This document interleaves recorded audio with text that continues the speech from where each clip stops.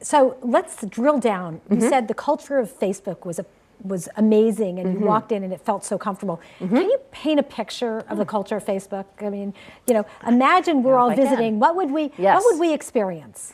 You would experience unfinished ceilings, concrete floors, desks everywhere, no offices, not even Mark has an office, and writing all over the walls, and posters, and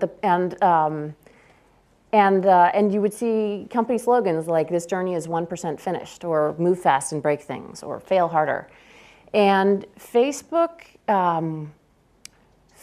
was born out of disruption and was born out of trying things and seeing what happened and it not working out and trying again and trying harder and never being daunted by failure. It doesn't mean we set out to fail. It just means like we're not afraid of it and we're willing to keep taking risks. And the entire environment is meant to keep you from feeling complacent or comfortable or like we've won. We never want to feel like we've won. We always want to feel pretty hungry. And like somebody could come eat our lunch tomorrow because somebody could, and we never want to take it for granted. We want, and so it's the most humble, successful company I've ever known. And it may sound strange to say that Facebook is a humble company, but it really is. We really don't take success for granted, and we think that our users are choosing to be there, and they could just as easily choose not to be there if we don't deliver a great service. I love the fact that the first thing you said when I asked you to describe the culture was describe the space. Yes. Now, it's something we spend a lot of time thinking about in the classes I teach on creativity, and certainly we're in this really remarkable space here at Stanford. How important is the space to the culture there? And I know I've spent time at Facebook, and it's really interesting, especially with the new buildings. What sort of things did people think about in creating this space? Oh, it's very deliberate. It's absolutely deliberate. Culture, you cannot just think of the culture you want and then create it. Culture arises from so many small things.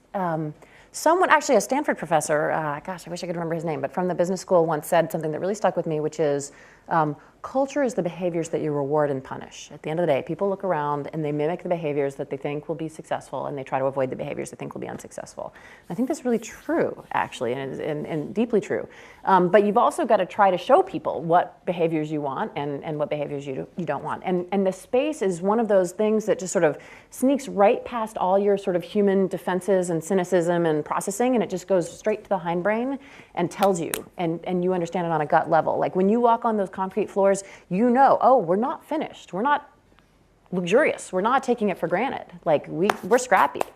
And the open space is another huge one. You guys are all, I think many of you are probably computer science majors. Hopefully you've all taken 106. If not, take 106 before you leave Stanford. It's the best opportunity of a lifetime. And you know, if you've programmed, that like you need focused attention, right? You need flow time. And you know that even small interruptions, like it takes you a long time to get back into the stream of things. And so the idea of having programmers sit out in open space at open desks with desks all around them and talking in conversation and foot traffic, that's controversial. For many years, it was the gold standard in Silicon Valley was to have offices. Engineers are housed in offices, preferably a single office, sometimes 2 people per office. That's what VMware did.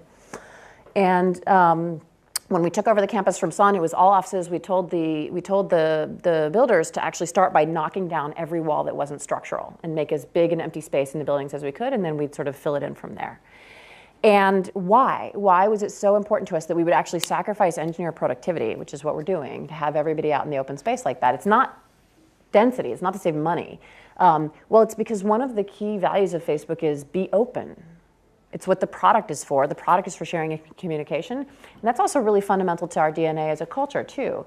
It's actually that we expect every individual to be informed and in the know about what's going on, and that empowers you to make good decisions. And so we sort of set the expectation that everything's out in the open. Everybody's plugged in. Everybody's aware of what's going on.